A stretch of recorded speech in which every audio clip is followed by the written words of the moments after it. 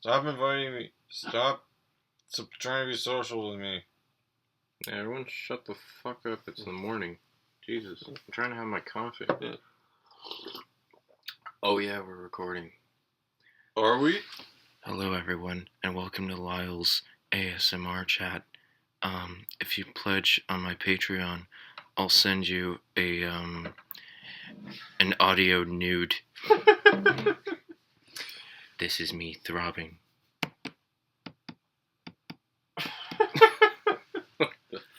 No, I say that's going in. Welcome to So to Speak. Okay. I don't know what came over me. I'm sorry. It actually reminds me of, for the shit show that was 2020. I gotta hand it to you, man, for coming up with the funniest joke ever. So, You're welcome. when this virus fucking hit, no one really knew like how to adapt into a world where like everyone's getting infected, and like we really got, there was a big scare as to how deadly it actually was. And don't get me wrong, it's still a very dangerous, and you should take every precaution possible. It feels like we've gone through at least 15 lockdowns already. Yeah, well, no, but the point I'm trying to get at is that, so the first time we ever locked down, you actually kind of evacuated from the city of Toronto and went back to your country home to just spend time with your dad. Yeah, I was gone for like half a year. Yeah, I had the apartment basically to myself. So, and we didn't see each other in person. We talked every day, but we didn't see each other in person for 3 months. And then when we finally did, I was looking for kind of a mini vacation, so I hopped a train and I came out to see you, and got to see the town you're initially from. Yeah, so, and then we were in the group chat we're a part of. We're like, yeah, Lyle and I, it's the first time Lyle and I have seen each other in 3 months. And then I think our buddy David cracked a gay joke, which, it's cool. So he cracked a gay joke, and then you responded, check out our OnlyFans. Yeah, because we took a picture together, and it's like, why didn't you get married already? It was a class. David pulled this classic, get a room joke, and then then you responded, get a room, get an OnlyFans subscription. I hadn't laughed so hard, at the time or since. So kudos to you for coming up with the funniest joke of 2020. Yeah. But onward and upward. It's a new year. So what's interesting? I don't know, Evan. What's interesting? I'm a sucker for pointless trivia or random facts. Me so. Too. Oh, you are? Sometimes I'll watch a fucking movie and I will just go on IMDb and search the trivia while I'm watching it, just to get a feel of what it was like to shoot the thing. Oh yeah, for sure. Hold on a second. Occasionally we'll talk about random facts on the show. It has to do with relevance we're talking about. But today we're just gonna spout off a bunch of shit that doesn't really apply to anything in particular. So I'm just kind of jumping all over the place, and I'm reading off of a list that I have in front of me. But if something else, if a random fact comes to mind, I'll throw it in here. Okay. So first fact. Take the charge. Did you know, Lyle, that the Easter Island's heads have bodies? Oh yeah, I do. Actually. Yeah. The iconic stone heads protruding from the ground on Easter Island are familiar to most, but many don't realize what lies beneath the surface. In the tens, I guess that's almost 2,000 years ago, the archaeologists studying the hundreds of stone statues on the Pacific Island excavated 2 of the figures, revealing full torsos, which measures as high as 33 feet. Jesus. Yeah. I already get this unpleasantly uncomfortable vibe when I see an Easter Island head, just because they are quite large. Oh yeah. And the fact that there are an additional, like, I think they're at like 10 feet tall or Yeah. something, so now there's an additional 20, 25 feet to them. That's kind of like eerie. Hey, did you ever see that meme where it's like if like, you know, Easter Island's at one end of the world and Stonehenge is at the other end of the world, and if like if the Stonehenge is the toes of the Easter Island heads, then their heads are sticking out like one end of the earth. No, have you seen that meme? Yeah. That's kind of cute. I don't really equate Stonehenge to toes, though. Oh, okay. I always thought they were, like, weird pagan, like, dominoes. They are. It was kind of a joke. To play a game of dominoes. It's like, yeah. How can we take this from here to this level? Yeah. I kind of want to check out Stonehenge at some point. Oh, sure. I wouldn't mind seeing Easter Island. I think the reason why they have torsos that we can't see is that they must have built them, but over time, like, the sheer weight of the rock must have, like, dug them. They must have sunk over time. Yeah, now I don't imagine the Earth in the Easter Island is, like, really solid. Now that's Polynesian territory, right? Easter Island. I'm not sure where it is, but maybe. Yeah, I think it is because, you know, or either that or some ancient extinct culture. Wouldn't make probably not Atlanteans because that's like another ocean. Atlanteans don't exist. Atlanteans don't exist. No. I mean, maybe a long ancient time ago, but like they're not around anymore. Okay, so before we move on to our next fact, I actually kind of want to talk a little bit about the Bermuda Triangle. Some dum-dum should have gave them gum. Okay, no. So do you know what the issue with the Bermuda Triangle is? People keep disappearing. Yeah, no. It's a region between the Bermuda Triangle, as we know, is a region between Bermuda, the Bahamas, and the southwest and the southeastern coast of Florida, I believe, where it's boats and airplanes have this weird habit of disappearing there. The only issue is, I want to refer you guys to a YouTuber named Lemino. He made this excellent video, like, debunking the hysteria around the Bermuda Triangle, because the reason why Atlantis made me think of the Bermuda Triangle is because a lot of people thought that all the ships and planes that were going through this area kept disappearing, and they thought it was like a teleportation ray or some kind of death ray from Atlantis. And although it's actually not clear as to what causes the disappearance, and the fact of the matter is that boats have disappeared in the Atlantic Ocean, and historians have said, yeah, it was the Bermuda Triangle that caused them to disappear, but one particular ship got blamed by the Bermuda Triangle for disappearing, but that ship disappeared in the North Atlantic Ocean, which is nowhere near the Bermuda Triangle. So anyways, on to our next fact. A couple of these have to do with space. Oh, cool. The moon has moonquakes. Just as Earth has earthquakes, the moon has, yeah, you guessed it, moonquakes. Your moonquakes bring all the boys to the yard. Oh, God. Like, it's better than yours. Damn right. It's better than yours. I can teach you, but you'll have to bring a space force up. Take it up with the Trump administration. Or what Trump administration? Oh, yeah. I am funny today. Yeah. Yeah. Okay, so what was I going to say?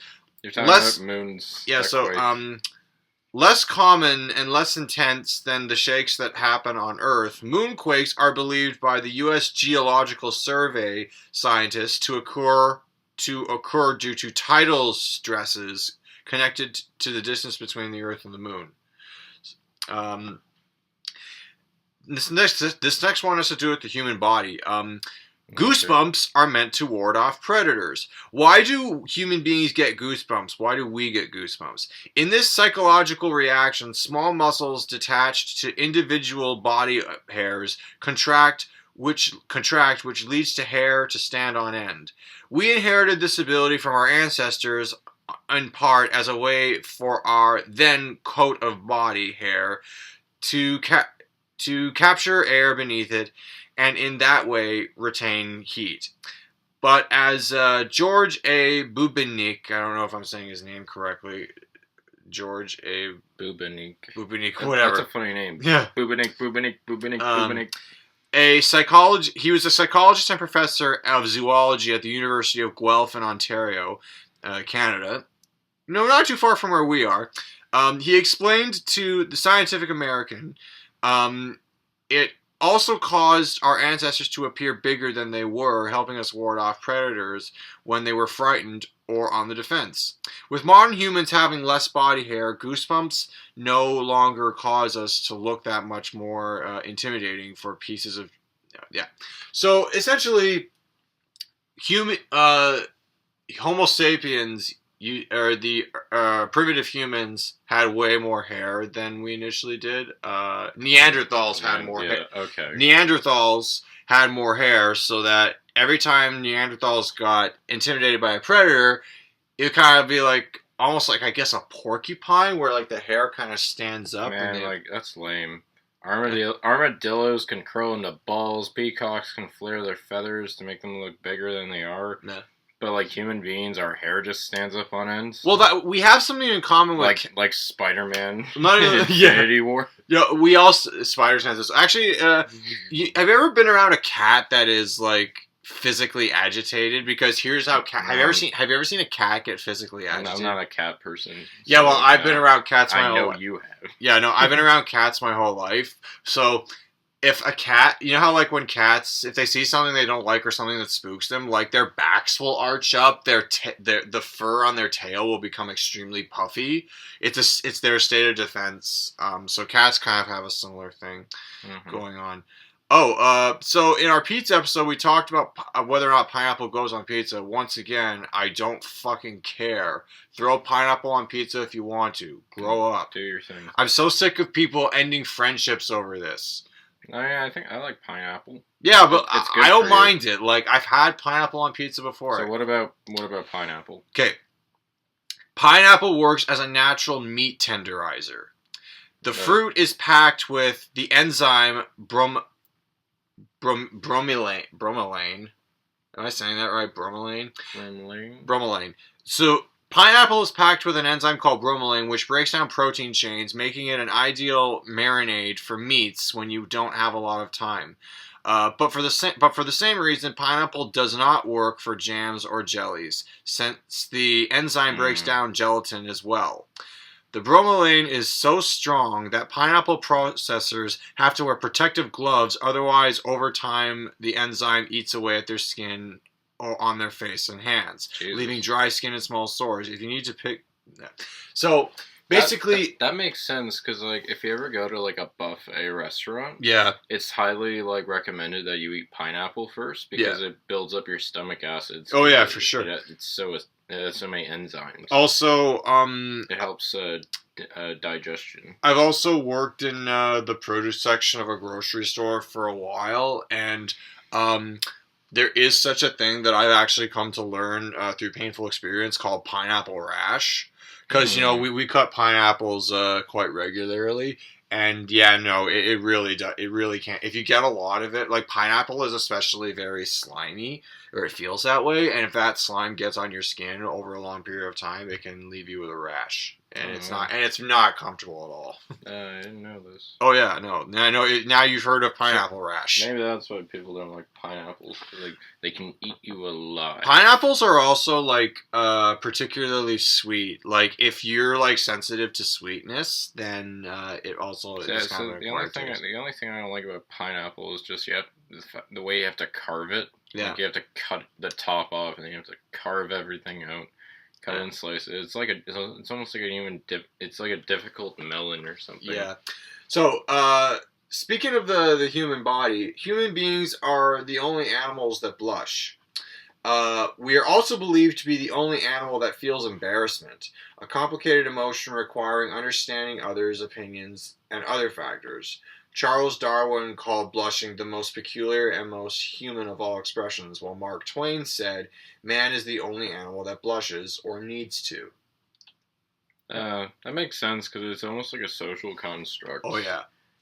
Well, I mean, like, there's only a handful of creatures on this planet that have sex for specifically for pleasure. Like, there's the only other animal I can think of that does that are, I think, some species of monkey have sex for pleasure, and dolphins have sex for pleasure too. Also, fun fact: dolphins can be gay, and dolphins are capable of infidelity. Those greedy bastards. Yeah, no, swans are swans or dolphins. Swans and dolphins are apparently capable of infidelity too. Yeah, and dogs. Oh, dogs are capable of infidelity. Oh, sure. Then you want, yeah. I actually, it's quite common for many male animals to have multiple sexual partners. So the animal kingdom has a very patriarchal way to it. It's messed up, man. But then again, I'm more of the monogamous type, so what do I know? Run and gun. Yeah. The feeling, another fact, the feeling of getting lost inside a mall is known as Gruen transfer. I didn't even know this. Gru from Despicable Me. No, like read this, like Gruen. Gruen transfer. This actually kind of reminds me of I did get lost in a mall when I was like 5 or 6. So it's scary. We've all heard how casinos are designed to deliberately disorient visitors, causing them to lose track of time and where exactly they are. I didn't know that either, but that makes sense. But did you know that there is a similar strategy behind the design of shopping malls as well? Officially known as Gruen transfer, this phenomenon was named after Austrian architect Victor Gruen, who identified how an intentionally confusing layout could lead to consumers spending more time and money in a shopping venue, though he would later disavow the approach. If you want to basically, shopping malls are designed like mazes deliberately so that you'll spend more time browsing. I see. Actually, I mean, like, I don't usually get lost in malls anymore, but like, I kind of see what they're going for. Well, I mean, like, do you ever feel overstimulated when you're in a mall? All the fucking time. I worked in a couple of malls throughout my life too, just in retail jobs and shit. So lucky. What do you mean lucky? It seems cushy to me. I mean, if you've ever worked at Eaton Center, it's kind of Eaton Center, for those of you around the world, it's one of the biggest shopping malls in Canada. Not the biggest. Edmonton Mall's way. Oh yeah, no, the West Edmonton Mall apparently is the biggest mall in the world. It's one of them, yes. One of them. But yeah, no, Toronto Eaton Center is one of the biggest shopping malls in Toronto, at least. So basically, the mall has like 4 levels to it. It's kind of this vertical. It's almost designed. It's designed. The mall is literally in the lobby of 2 office towers. So but there's so much activity going on. It almost. I'm trying to think of what to compare it to. But yeah, no, but it's very confusing. And it unfortunately, because it's in a neighborhood of the city that is unfortunately right near homeless shelters and the biggest detox center in Toronto. And it's also near St. Michael's. There are a lot of drug addicts and homeless people that commune around there. So. If I had a nickel for every time we had to ban a homeless person, I'd have a lot of nickels. I could give those nickels to the homeless people. Yeah, no. If I had a nickel for every time we had to ban a homeless person. Well, it doesn't matter because malls are going extinct because online shopping is 1 billion times better. Do you think so? I wonder how, like, COVID, because COVID's already changing the way people go into malls, too. Anyways, what's another fact that I find interesting? The hottest spot on the planet is in Libya. Specifically, the hottest spot ever recorded on Earth is El Azizia in Libya, where a temperature of 136 degrees Fahrenheit was recorded on September 13th, 1922. While hotter spots have likely occurred in other parts of the planet at other times, this is the most scorching temperature ever formally recorded by a weather station. Okay, Libya. Yeah. Yeah, isn't that where the Sahara Desert is? Or am I... Libya's in North Africa. I have to pull up a map, but yeah, I believe that's where it is. Man, there's one climate I just never want to go. I never want to go to a desert. No? No, because I get like I sweat very easily, and I run out of body water so quickly Oh, yeah? that like I know a desert isn't technically hot; it's more dry. Yeah. It's not like a summer out here where the humidity gets to you. It's more like it's just like very dry and toasty. Yeah. Then you probably would, you probably wouldn't like LA because, I mean, you probably would because, like, There's a lot to do in LA. There's a lot to do, but it's literally built on a desert by the ocean. I'd rather go to LA than like the middle of like the Gobi Desert or something. You know where I want to go that's a desert? I want to go to Dubai. That looks like a cool place. Okay. Probably looks fucking expensive, though. I wouldn't mind going to Nevada, even though I'm not a huge fan of Las Vegas. Yeah, we were just talking about how casinos are designed specifically. If there's one, so you wouldn't mind going to Nevada. I would go to Vegas probably just to. Part of me, like, I wouldn't gamble too hard. Do you know what the thing with gambling is? Like, What's the thing, Evan? You just set aside some money accordingly, and you basically just gamble responsibly. Nothing to it. I know that there's a big addiction issue with gambling, and people can get really wrapped up in it. Very tempting. And I'm very, very frugal, so I wouldn't want that. Okay. I hope you like puke humor, because rabbits can't puke. Unlike cats or other animals that can cough up hairballs when they digest too much fur and other indigestible materials, rabbits are incapable of spewing. Their digestive system only goes one way, so the furry critters swallow plenty of roughage, which keeps things moving in the right direction. I heard. I didn't know that. Apparently, rats can't vomit either. Yeah.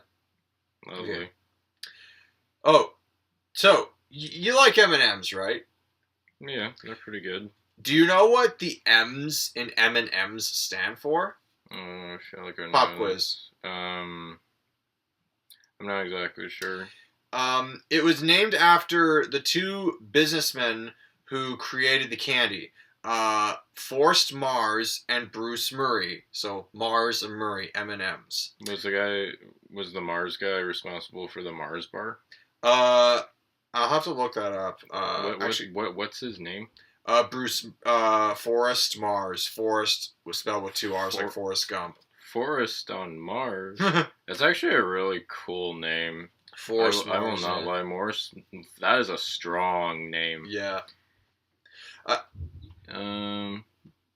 Yeah, he was best known for introducing the Milky Way bar and the Mars bar. Nice! As well as M&M's. Mr. Mars. Mars bars are delicious. They are. They're probably my favorite candy bar next to an Henry. They were next to Henry. I actually Henry's too nutty for me. But yeah, I love Mars bar was actually the first candy bar I ever tried. And this guy lived to be 95 years old too. Damn. Forrest Mars, you are my hero. That's funny. You are think the savior. You think that candy inventors would, not be very long lived, but no. Well, it's not like they eat candy every Friday. Yeah, no, I'm just fucking with you. This is something that you spiritual peeps will like. The human body literally glows. It might be hard to see with your naked eye, but everyone you pass by every day is literally glowing. The human body emits a small quantity of visible light. Visible in the technical sense, the illumination is about 1,000 times less intense than levels of light that we would actually be able to see. Researchers in Japan used a special camera to track this glow and found that it fluctuates throughout the day, with the body emitting the lowest levels of light at around 10 a.m. and the highest levels at around 4 p.m. The rhythm of the scientists attribute to the change is in one's metabolism. So that actually makes a lot of sense, considering how bioluminescent, how there's literally technology designed to detect body heat, like infrared. I was gonna say, I was thinking of body heat. Yeah. And that sort of thing. I wasn't sure if they were synonymous with one another, but that's neat, I guess. Yeah. That's Yeah, no, that's really interesting. But we as a spiritual guy, like I am a firm believer that we do have uh yeah. So yeah, I do believe that like we have a light to us. Um so apparently if your house or place of business has copper doorknobs, you might get lucky in the COVID era because copper doorknobs are self-disinfecting. Copper and its alloys, such as brass, have been popular materials for manufacturing doorknobs. It turns out that this may not just because. It turns out this may not just because the metal's hue makes it look nice. In fact, the material has been found to kill bacteria. According to one study from the National College of Kathmandu, Nepal, the metal ions denature protein of the target cells by blinding a reactive group. By the way, audience, I'm really sorry if I'm bad at reading all this, but No, your phone has a lot of cracks in it. yeah, no, Unfortunate, but that's alright. Yeah. So the metal ions denature protein of the target cells by binding and reacting groups, resulting in the precipitation of it. This is extremely technical. Like, the point is, God damn it, copper is good, okay? Just accept it. I don't have to break down the metaphysical properties of a metal to get the point across. I'm also running on very little sleep. Me too. We should call this the 3-hour sleep. Yeah, well, show. you at least drink coffee. I don't. So. Oh yeah, it helps. Yeah, it's also not good for you, man. Because you've told me that like you'll have like a pulsing heartbeat that feels like it's literally pumping like sand through your chest. I don't know if I said those exact words. You didn't know, but like that's how I would describe it. Just a very rough. Yeah. I notice like whenever my alarm goes off, my heartbeat quickens by like it gets faster. Now, okay, here's another fun fact about candy. Cotton candy was invented by a dentist. It is not known whether William Morrison had an ulterior motive for inventing the self-confection, but the dentist no doubt helped ensure others in his profession continued drawing in plenty of customers in 1897. He partnered with candy maker John C. Wharton to develop the cotton candy machine, which at the time was known as Fairy Floss, and it's been bringing kids cavities ever since. That's really funny. I don't like cotton candy. No, I think it's okay. I mean, there's nothing to it. Yeah, and it's gone like right when you start to really enjoy it, it's gone. Because you can eat it really fast. Mm-hmm. Whoa. This is kind of creepy. Fingernails don't grow after you die. Despite what you may have seen on other lists of random trivia, your fingernails and hair do not, in fact, continue to grow after you die. To grow, these must have a steady supply of glucose, which is cut off after the heart stops beating, preventing any other growth. In fact, the skin around the hair follicles. In fact, the skin around the hair follicles and nails dehydrates after death and partly retracts, which can make them appear longer. Well, I mean, fingernails are built out of dead cells, so since everything's dead, it's like, true. What is every cell in your body is going to say, abandon ship, and just, like, become fingernails for no reason? Yeah. Here's an interesting fact. The English word with the most definitions is set, S-E-T. According to Guinness World Records, set has the largest number of meanings of any word in the English language, with 430 different senses listed in the 1989 second edition of the Oxford English Dictionary. The word sets with the record with an entry of 60,000 words or 326,000 characters, and no other English word has come close since. I can only think of like a couple definitions for the word set. I mean, obviously the first one that comes to mind is film set. A movie set. Something sets in. Setting. Like set is, this story is set in China or whatever. Setting or what else? Sets. I'm gonna set my cup down on the table. The sun sets. The sun sets. Oh wow, that's kind of cool. We came up with 3. Yeah. We can keep trying at another date. Yeah. What the fuck? The dot over the lowercase I or J is known as a title or tittle? What the fuck? Like, a tittle. A tittle. Okay. It's not. Yeah, it's with title, but it's like title, but with an extra T. Tittle. That tiny dot above the lowercase I and J letters has an actual name. Tittle. It is thought that the phrase "to a T" is actually derived from the phrase "to a tittle," a phrase that was used in the same sense dating back to early 17th century. The first recordings of the phrase is in the 1607 play "Woman Hater" by Francis Beaumont and John Fletcher. In which the line reads, "I'll quote him to a tittle." Wow. By the way, you know what? It just occurred to me that this is the last, so to speak, that in history where President Trump is going to be in office. So let's dedicate a fun fact to him. President Donald Trump is the second president in U.S. history to not own a pet. The only other president before him was, I believe, a president named Kemp. I have to double check this, but yeah. So he's the only other president who hasn't had a pet. Yeah, no, every other president. He doesn't strike me as an animal person. Yeah, he really doesn't. You ever seen that video of him trying to take a picture with an eagle? Yeah, the eagle fucking attacks him. And the eagle doesn't like him? Yeah. Yeah. But yeah. So yeah. But yeah, no. So yeah, Donald Trump. After I have to look this up, but there's a really cool historian on you, or he's a history teacher. Look up Mr. Bede. He actually did a whole video about this. It's called like Presidents and Their Pets, and apparently like it's very common for U.S. presidents to own like more than 5 pets. As crazy as that sounds. Why wouldn't you? I mean, you're in the country. You can indulge in animals. You're in the country. I guess Washington, D.C. is situated in the middle of nowhere. Like, seriously, you'll be driving through, like, some really nice country land, and then, bam, there's a city there. I don't know.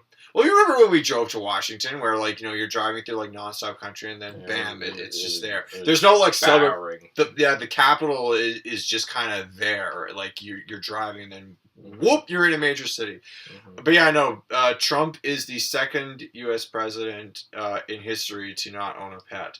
Oh. Yeah, no, he doesn't. Yeah, no, he really doesn't strike me as an animal lover. Like I have seen that video where the bald eagle tries to fucking claw him. What's another fact about Trump? He is the third U.S. president in history to be impeached. Yeah, third president. Now, just want to clarify to our listeners what impeachment actually means. Impeachment does not mean that the president gets removed from office. In fact, none of the presidents, as of this recording, none of the presidents have been removed from office as a result of impeachment. The first 2 presidents before Trump to be impeached were Andrew Johnson, the successor of Abe Lincoln, and Bill Clinton. And neither of them were removed from office. Contrary to popular belief, Nixon wasn't removed from office as a result of impeachment. What happened was Watergate scandal went down, and the Republican Party actually turned on him because they're like, yeah, you committed something really shady, so if this goes to impeachment, we're not going to side with you, and you're going to get fired, and if you get fired, you're going to jail. So Nixon resigned, and his vice president, Gerald Ford, who then became president, just basically pardoned him, and that was the end of that. So, but as of this recording, there are articles of impeachment for Trump to be impeached a second time because of that shit that went down at the Capitol. Inciting insurrection is really, really bad. So, yeah, fuck him. Another fun presidential fact while we're on the topic, I mentioned Gerald Ford. Do you know that Gerald Ford is the only president of the United States to have never been elected? Because Richard Nixon's first vice president was a dude named Spiro Agnew. That is the That's quite a name. No, Spiro Agnew. Like I instantly think of Spyro, but it wasn't pronounced like Spyro apparently, or maybe some people pronounce it Spyro. I don't know, but as far as I know, it was pronounced Spiro Agnew, and that guy actually resigned due to a corruption-related matter as well. Gerald Ford was not elected by anyone because typically when you go to vote in the States, when you vote for the president and vice president, they're on the same ticket. So when Joe Biden won the 2020 election, not sorry for all you fact-denying freaks out there who think this election was stolen. Get the fuck over it. But anyway, so when Biden won the election, Kamala Harris won the election too, because when you vote for the president, you vote for the vice president. So Gerald Ford was actually never on any president. Actually, no, he was on the 1976 presidential ticket, but he got the job as president because he was appointed by Nixon as his vice president. Gerald Ford is the only president in history to never be actually formally elected by the people. He was appointed. So, and then he took the job after Nixon resigned, and then he lost the obligatory 1976 general election to Jimmy Carter, and the rest is history. So how many more facts do you have? Sorry if that fact kind of got you down. I know you're not very into politics, but let's not really. How many? Because I have 3 facts to divulge, but I'll save them till the end. We're kind of winding down here. Do you want to just state your facts? Okay, very well. So are you familiar with Garfield? Yeah, Garfield the cat. Love that little guy. Okay, so Garfield, in his animated debut, was voiced by a voice actor named Lorenzo Music. Oh, I know this one. Yeah. I know where you're getting at. If you watch Rick and Morty, you know this one. But Lorenzo Music, which is also a really good name. We got some good names this episode. Also did the voice of Dr. Peter Venkman in the real Ghostbusters cartoon. The animated Ghostbusters cartoon. Yeah, the animated one. Yeah. And what's funny is that... What's funny, Lyle? The Peter Venkman was played by Bill Murray, who later went on to do the voice of Garfield in the live-action film. That's so funny. It's just kind of a weird link between, like, 2 actors who aren't really that... They're not even in, like, the same kind of, like... Yeah. Occupation. Like, one's a voice actor and one's a comedian. So. I'll give you a fun fact about the Garfield movie. I can't remember if we talked about this in our first episode, but we did talk about the Garfield movie in our first episode. Bill Murray signed on to that project without reading a script. He saw he saw a Cohen. Yeah, no. To it. There was the dude who wrote the Garfield movie is a dude named Joel Cohen, but it's not related to. He's not related to the Coen brothers. There is another writer with the Coen name. So he thought it was one of the Coen brothers who wrote the Garfield movie. So naturally, he signed on without reading a script, and he literally, because he was contractually obligated, he had to do a sequel, and he vowed to never do another project without reading a script again after that, I think. Yeah. Do you have any regrets, Mr. Murray? Garfield, probably. Bill Murray is my dad's favorite comedian, and he hates Garfield with a fuck. He doesn't hate Garfield. He doesn't really care for Garfield the character. He just hated the movie with a passion. So yeah, no, I think most people did. Yeah. All right. My second fact is about berries. Berries. Did you know that bananas are considered berries? I thought they were considered a stone fruit, but it does make sense that they would be considered berries. What classifies them as a berry? A berry is a fleshy fruit without a stone pit produced from a single flower containing 1 ovary. So this is a pretty broad definition. I'm going to read off some fruit that you probably wouldn't, fruit and vegetables that you probably wouldn't even think are berries. Yeah. Grapes. I knew grapes were berries. Currants. Currants, yes. Tomatoes. Tomatoes are a type of berry. Who knew? Wow. Yeah, as well as cucumbers. Wow. Eggplants. And avocado. I thought avocados are a berry. They're called botanical berries. Botanical berry. Well, because avocados have a stone center to them. That's kind of interesting. Yeah. They're also sometimes classified as drupes. Yeah. But you know what's interesting? What's interesting is that strawberries and raspberries are not considered, by definition, berries. Weird. Yeah. Yeah. Yeah. It's the culinary definition of things are kind of weird. Another thing, like, it's a bit of a side, but did you know that peppers, like bell peppers, are considered both fruits and vegetables? I knew they were considered vegetables. I didn't know they were classified as both fruits and vegetables. They are a botanical vegetable and a culinary fruit. Wow. Because they have seeds in them, so that technically means like they are fruit. Yeah. I never really understood any of this. Like, I don't know why. When I see a bell pepper, I just treat it more like a vegetable. Same here. Fruit. I understand people have been debating endlessly about tomatoes, and well, Yeah. I always kind of felt like I was raised like when I was a young kid that I thought a tomato was a vegetable, and it took me a long time to realize it was a fruit. Yeah. But like, I don't know, it's the definitions are all over the place. Yeah, they really are. So technically, but every time you go to a grocery store, you'll find tomatoes with vegetables and same. Yeah, exactly. That's Yeah. what I'm telling you. Yeah. Does that mean ketchup is a jam? Yes. Okay, what other facts you My got? last fact is probably my favorite, and I think you'll find this interesting. Have you ever heard of Hans Island? Hans Island.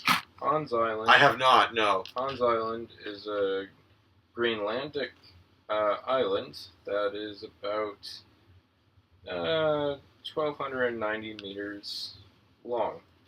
The width of 1,199 meters. So it's not a very large island. Okay. But it's situated between Canada and Denmark. So, because it's within proximity of both these countries, both Canada and Denmark have been having a war dedicating which territory it belongs to. I think I have heard this. Yeah. So, yeah. And it is the lamest war ever because how it literally works is, correct me if I'm wrong, the Danish will go to Hans Island, plant a Danish flag, and leave. And then the Canadians will come, knock the Danish flag down, plant a Canadian flag, and then the Danish will do the same thing, and then it just repeats in perpetuity. It's been going on for decades, Yeah. actually. That's how you fight a war, folks. Yeah, and the best part is sometimes the Canadians or the Danish will leave like a bottle of scotch or something. Oh, so For it's the not people- really a war For the then. people who pick up the next flag or the next territory. Yeah. So that's the thing. It's kind of it is technically a war. It's a battle of territory, but it's not like anyone loses their life over Wait, it. so I thought this little feud was between Canada and Greenland, not Canada and Denmark, or is it the Danish? I believe I believe Greenland is just called Denmark. It's like similar. Oh, that's right, yeah. It's a Danish country, so. I'm sorry to go back to Trump again, but he did try to buy Greenland from the Danish. That was stupid. Why? Your guess is as good as I mine. don't know why you'd want to buy Greenland. Yeah. But alright. Yeah. Yeah, so that's kind of funny. It's just like, it really shows how nice we are as a country when we can just have like a simple territory war that doesn't escalate into anything serious. Yeah. And almost has like this playful vibe. I feel like someone can make a really funny short film Yeah. showing Canada and Denmark going back and forth, and like, you think Yeah. it doesn't even escalate. It's just Yeah. kind of like this dry humor. Yeah. But yeah, I'm glad you found that interesting. That's my last fact. You provide the brunt of this episode, but I thought I'd throw a few in just for measure. Oh, yeah, no, it is good. So that's all the facts we have for you today. I hope you found this informative as well as entertaining. Yeah. So anyways, have a good rest of your week, and if you're under lockdown, enjoy. To the best of your ability. I mean, we gotta have a lot of coping mechanisms, but try and stay sane, reach out to loved ones, play games, just have fun. Peace.